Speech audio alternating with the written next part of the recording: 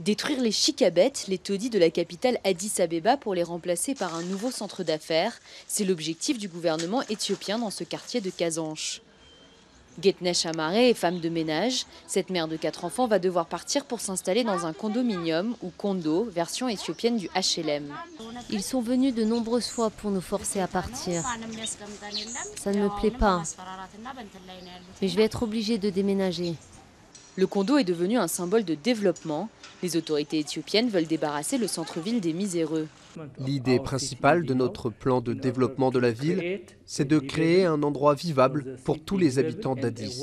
Nous devons créer plus de routes et plus d'espaces verts.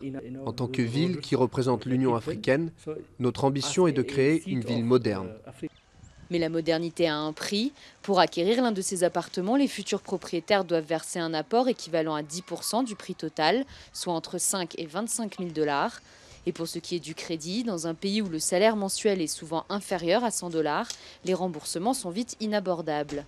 Pour ceux qui peuvent se le permettre, on peut avoir une bonne vie ici, avec toutes les commodités.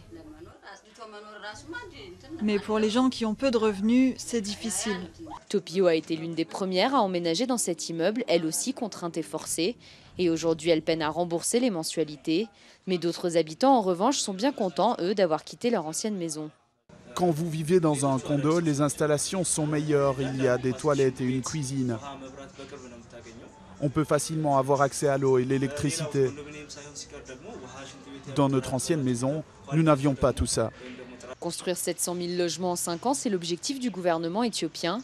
Ambitieux certes, mais pas suffisant pour faire disparaître les chic-à-bêtes. Aujourd'hui, plus de 80% des habitants d'Addis Abeba vivent dans ces maisons de fortune.